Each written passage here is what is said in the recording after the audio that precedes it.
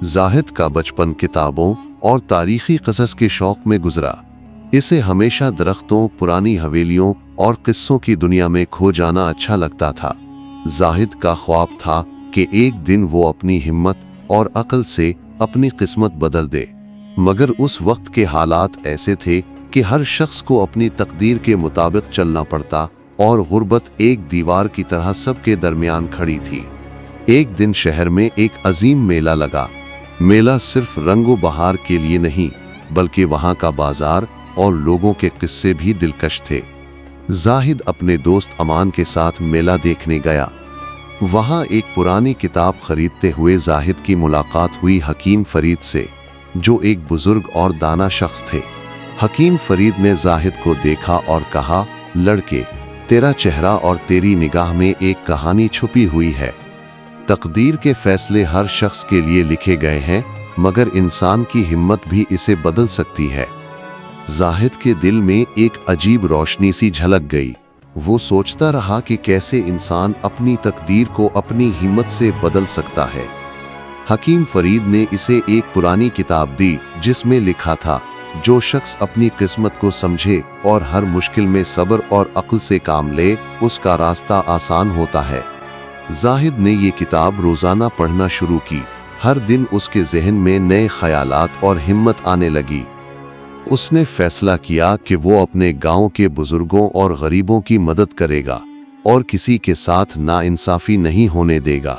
मगर शहर के बाहर एक बड़ा तूफान आंखें खोलने वाला था।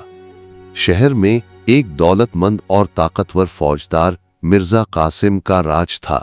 मिर्जा कासिम सिर्फ अपनी दौलत और ताकत से लोगों पर हुकूमत करता और गरीब लोग उसके लिए बस खिदमत गुजार थे। जाहिद ने देखा कि शहर के लोग खौफ और जुल्म के साये में जी रहे हैं। उसने फैसला किया कि वो अपनी तकदीर बदलने के लिए कुछ करेगा। जाहिद ने अपनी किताब और हकीम फरीद के मशवरे से एक मंसूबा बनाया। उसने अपने दोस्त अमान और कुछ वफादार लोगों के साथ मिलकर मिर्जा कासिम के जुल्म का मुकाबला करने और उसको रोकने का इरादा किया। जाहिद और उसके दोस्त अमान ने शहर के लोगों के हालात का बगौर जायजा लिया। वो देख चुके थे कि मिर्जा कासिम के जुल्म और जालिम हुक्मरानी की वजह से गरीब लोग रोजाना खौफ, भूख और नाइंसाफी के साये में जीते जा रहे हैं। जाहिद के दिल में ये अज़्म जाग गया कि वो अपने इल्म और हिम्मत से ना सिर्फ अपने गांव बल्कि पूरे शहर की तकदीर बदल देगा। एक रात जाहिद ने अपनी किताब और हकीम फरीद के सबक को याद करते हुए एक मंसूबा बनाया।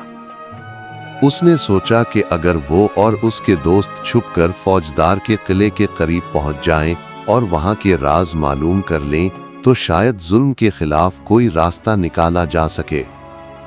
चंद दिन की मंसूबा बंदी के बाद जाहिद और अमान ने छुप छुप कर शहर के किले का जायजा लेना शुरू किया।